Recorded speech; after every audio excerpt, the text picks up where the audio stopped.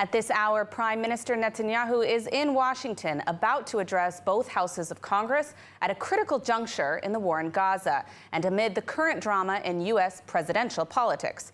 Ahead of the speech, protests by Jewish anti-Israel activists and families of Israeli hostages. ILTV's Steve Leibowitz has the report. According to sources in the Prime Minister's office, Prime Minister Netanyahu will present Congress with a new strategy against Iran and Hamas. Netanyahu will address the challenges facing Israel, the countries of the region, and the United States from Iran's axis of evil and propose a new way of dealing with the challenges. Prime Minister Netanyahu faced protests in Washington and Tel Aviv ahead of his speech tonight to both houses of Congress. Some 200 left-wing Jewish protesters were arrested while staging a sit-in on Capitol Hill. The group Jewish Voice for Peace organized the protest demanding a halt to military aid to Israel. In a separate protest, dozens of relatives of Israeli hostages protested near the Capitol building. They were demanding that the Prime Minister agree to the conditions for a ceasefire for hostages deal being mediated in Doha. And now we want to push Netanyahu, our Prime Minister, that we want him to push harder for getting this deal. There was a mass protest in Tel Aviv as well. Families of hostages and their supporters urged Netanyahu to announce a hostage deal during his address to Congress. Netanyahu's schedule has changed multiple times since the start of the trip. Tomorrow, Netanyahu is due to meet President Biden, who is now back in the White House after testing negative for COVID.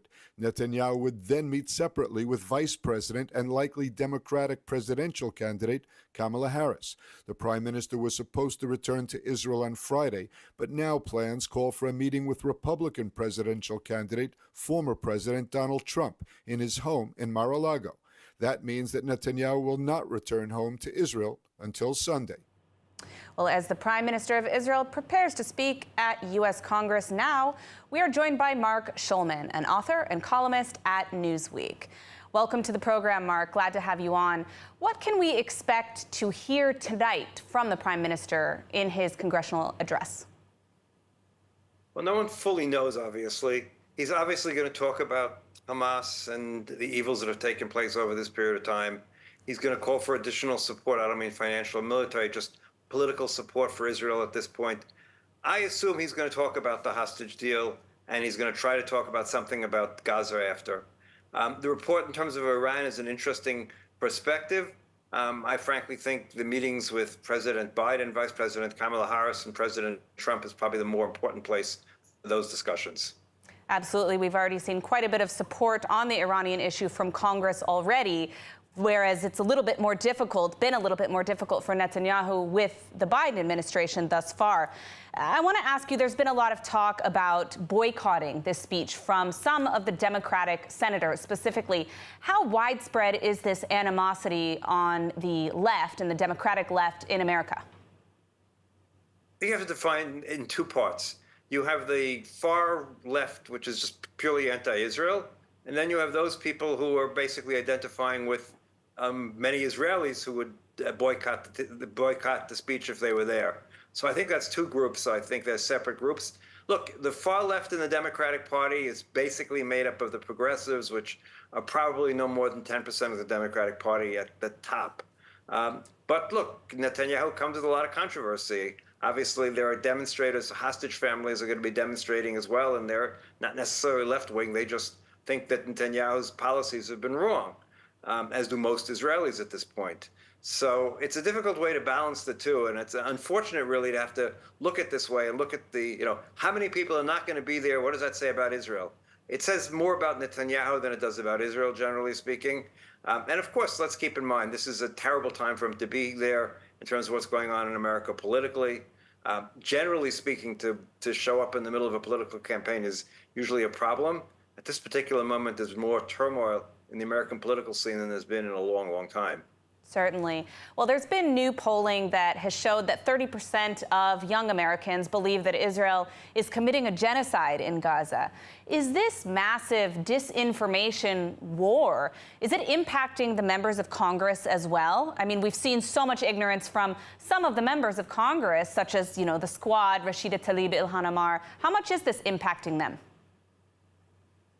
it impacts them to some extent. Obviously, these are voters, right? So 30% of the young people, those are people who are going to vote for them next time for Senate, or Congress, and everything else. So some of them, depending on the district, are going to be more careful on what they're going to say.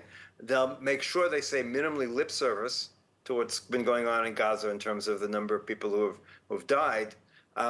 Look, we also have this basic problem: is that we've lost the propaganda war because we don't play it. I mean, that's the reality. The amount of effort that goes in by the Israeli government has been minor over all the years, and during this war, even less so. So it's very, very problematic.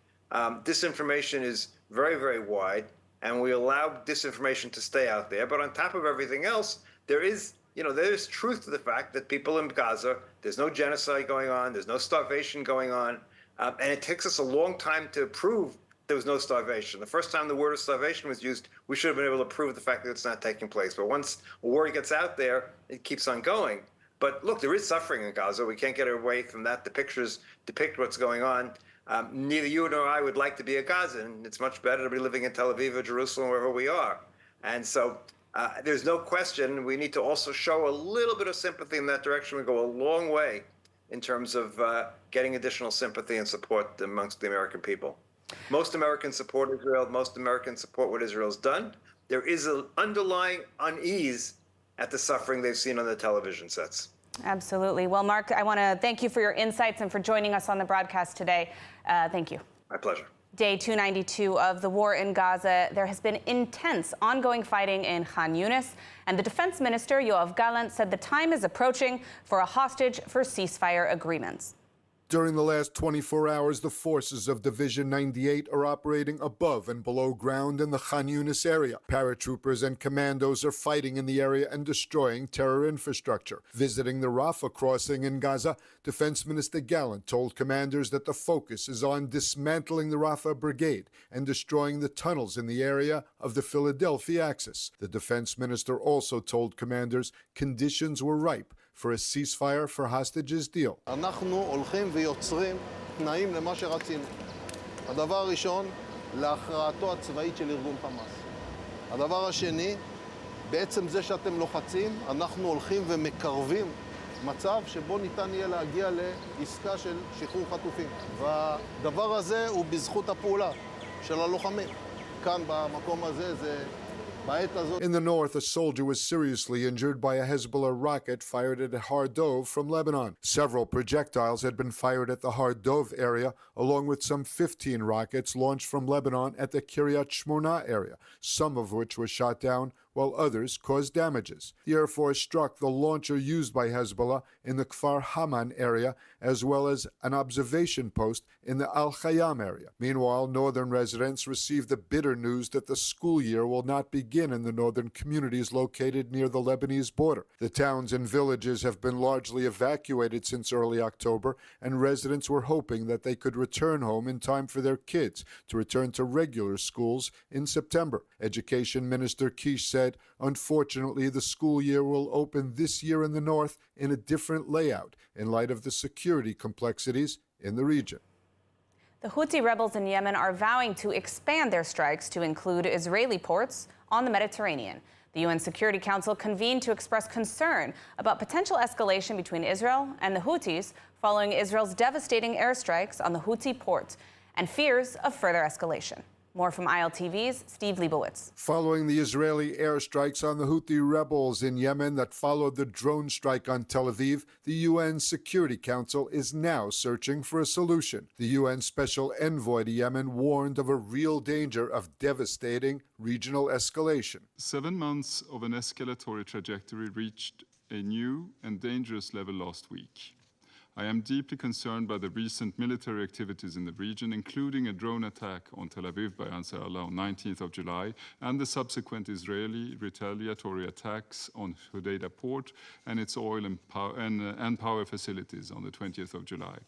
I remain deeply concerned about the continued targeting of international navigation in the Red Sea and its surrounding waterways. Recent developments suggest that the threat against international shipping is increasing in scope and precision.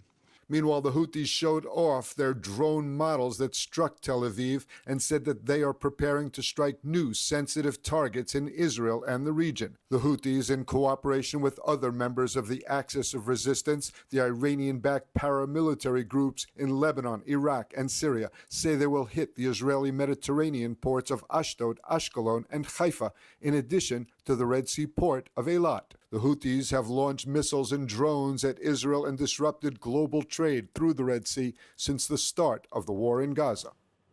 Despite the crimes against humanity committed by Hamas on October 7th, the terror group met with other Palestinian leadership factions in China to form a unity deal in the future. Let's look closer at what just happened in Beijing. Leaders from multiple Palestinian factions, including Hamas and their rival Fatah, gathered in Beijing for 3 days of China-brokered talks this week. The result was the Beijing Declaration, signed by 14 Palestinian factions, including both Hamas and Fatah. The negotiations also took place even while the terror group holds over 100 Israelis hostage. The unity statement calls for uniting Palestinian institutions in the West Bank and Gaza, as well as calling for national elections. احنا إذ بنوقع اتفاقية للوحدة الوطنية نقول بأنه الطريق من أجل استكمال هذا المشوار هو وحدتنا الوطنية، ولذلك نحن نتمسك بالوحدة الوطنية وندعو لها ولا نترك أي شيء يثلم هذه الوحدة الوطنية.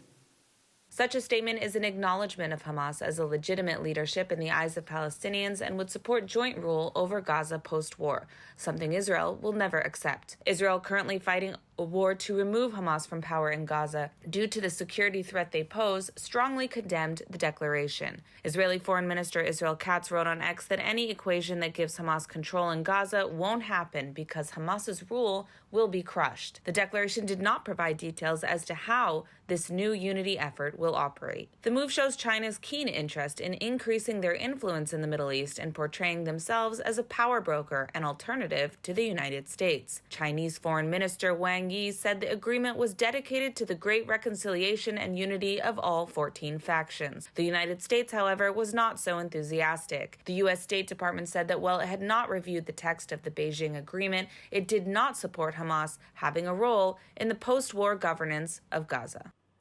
The International Criminal Court has accepted filings from over 60 governments and NGOs regarding arrest warrants for Israeli Prime Minister Benjamin Netanyahu, Defense Minister Yoav Gallant, and senior Hamas officials. With a tight August 6th deadline for legal positions, the ICC's swift action contrasts with past delays, indicating a significant and expedited review process. ILTV's Mayan Hoffman has more. The International Criminal Court has agreed to accept filings from over 60 governments and NGOs regarding ICC prosecutor Karim Khan's request for arrest warrants against Israeli Prime Minister Benjamin Netanyahu, Defense Minister Yoav Gallant, and 3 senior Hamas officials, including Gaza Chief Yahya Sinwar. The chamber has also set an August 6 deadline for these entities to submit their legal positions on the matter. The process of reviewing and deciding on this large volume of filings is expected to take several months. A senior Israeli legal source revealed that approximately 30 parties, including the U.S., Germany, and the Czech Republic, are supporting Israel. Conversely, around 40 parties, such as South Africa, Spain, Ireland, and Brazil, are opposing Israel. Additionally, Hungary, Argentina, and the Democratic Republic of Congo are also intervening on Israel's behalf. All this according to the Jerusalem Post. The ICC's tight deadline for responses suggests it aims to avoid lengthy delays, contrasting with previous slow-moving cases. A significant issue for the ICC is complementarity. The court cannot intervene if a country is already probing its citizens. The IDF has opened numerous probes into its conduct, potentially preventing ICC prosecution of Israeli soldiers. However, Israel has yet to investigate the legality of War Cabinet officials' decisions. A state commission of inquiry to address this could possibly block ICC arrest warrants. One of the many things that came to light as a result of the war in Gaza is the indisputable ties between the UN Agency for Palestinian Refugees, UNRWA, and the Hamas terror group. Repeatedly, members of Hamas have been found to be employees of the UN agency, in some cases even teachers. Now the Israeli Knesset is pushing back with a bill to designate UNRWA as a terror group. Joining us to discuss this bill and the role of UNRWA in general is Israeli member of Knesset Sharon Haskel. Sharon, pleasure to have you on the show as always. What can you tell us about this bill in the Knesset which will designate UNRWA as a terror group? And what would this bill do, practically speaking? So the main goal, there's a few bills that were passed and they're meant to be joined together. And the main goal is to disconnect the ties between Israel and UNRWA. UNRWA is this organization that sits at the heart of the Israeli-Palestinian conflict. If we don't make major changes, reform, or close our ties with them, what happens on the 7th of October, the reality of Israelis and Palestinians is bound to happen over and over again every few years. UNRWA has a radical Islamist education system that's been radicalizing generations of Gazan and Palestinians, pushing them towards terrorist activities. They have school camps of Hamas funded by UNRWA where they teach literally babies 3 years old, 4 years old, how to stab. How can that be funded from the international community, from the United Nations contributions? And beside that, what we've experienced on the 7th of October by UNRWA's employees, it shouldn't come to a surprise to anyone who knows this organization. There are more than 100 employees that we know that have participated on the 7th of October massacre. And if we take the list of employees and the list of the activists of Hamas, I'm absolutely certain that 70% of the employees in Gaza are either Hamas or their first family members. This is not a United Nations organization. This is not a neutral organization. The United Nations organization are bound legally to work on the principle of neutrality. You cannot tell me that this organization is like that. So better late than never, but we are passing now a legislation that will force the hand of Israel not to continue its ties with UNRWA. Now, these set of bills that you mentioned, I mean, practically speaking, what will the impact be if we still see international donors pouring money into this agency that's inherently corrupt and, in a way, self-contradictory itself as its mission? So, first of all, it will create a lot of challenges because, look, Israel is the one that's supplying electricity, for example, for the Gazan citizens. Israel is the one that's supplying water to Gazan citizens, okay? All the goods and the products, you know how Gaza has a border with Egypt? All the goods to build Gaza, to bring, commercial and food and everything, it comes, most of it, from the Israeli border, okay? It means that if UNRWA is trying to communicate or trying to pass its own goods or anything like that, which we know is Hamas, we know these goods are ending up in the hands of Hamas for their own political gain, because through that, they're still controlling the population. The humanitarian aid doesn't go to the poor Palestinians. It goes first to Hamas. They're selling it in the market to pocket that money. So with creating most of these challenges on the communication or the cooperation between UNRWA and Israel, it will create many, many difficulties for these organizations.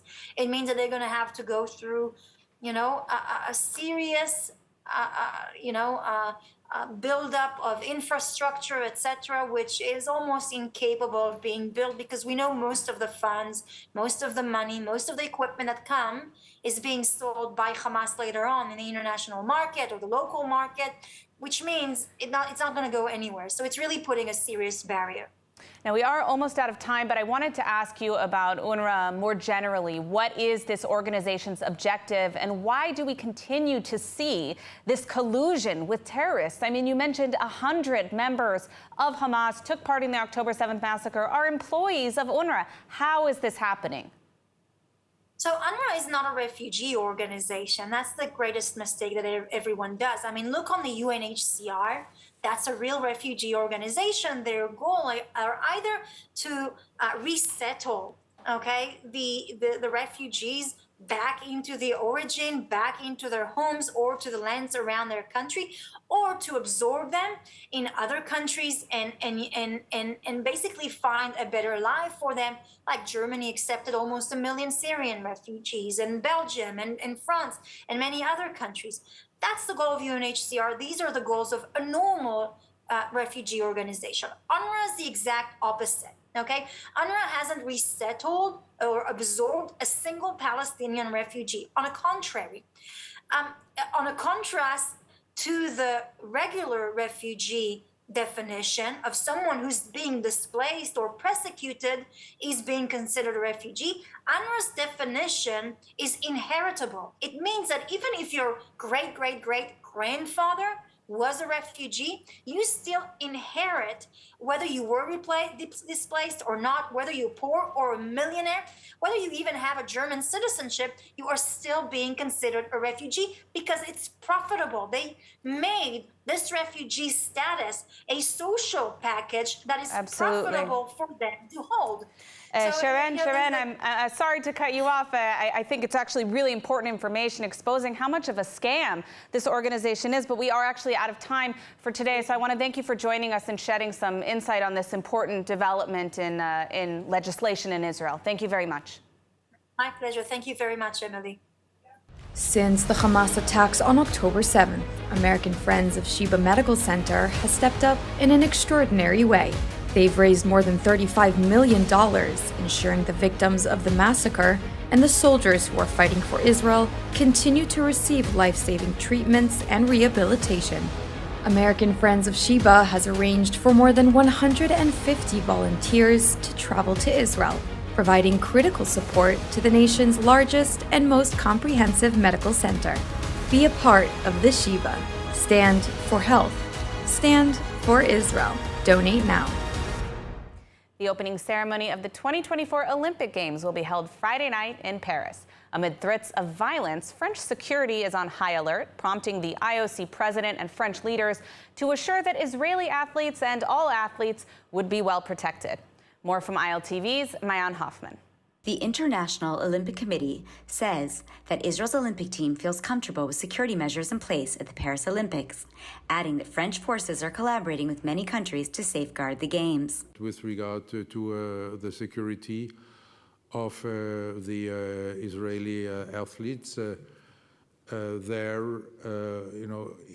have the full confidence in the French authorities. First of all, it's the French authorities who are responsible for security. They're working very meticulously. They're working very professionally. The IOC president said that after the tragedy of the Munich Olympics, Israel takes additional security measures. The Israeli athletes, since 1972, they always have taken their own additional security measures, and so they did also this time, and they feel comfortable with this situation, as we know from the contact with them. Demonstrators gathered in Paris to protest against Israel's participation in the Games unless they compete as neutrals without flags, anthems, and emblems. French President Macron weighed in, saying that Israeli athletes, fans, and the political leaders were all welcome in Paris. Let's take a look at the weather forecast. Mostly clear skies are expected tonight around the country, with warm temperatures reaching lows of 25 degrees Celsius or 77 degrees Fahrenheit. Then tomorrow, sunny skies and hot weather expected, as temperatures will reach highs of 35 degrees Celsius or 95 degrees Fahrenheit. That's a wrap for today's news. For the latest updates from Israel on all your devices, be sure to follow our ILTV channel, subscribe to our newsletter, and explore our website, iltv.tv. Stay informed with the latest news straight from the heart of Israel. I'm Emily Schrader. Be well, and thank you so much for watching.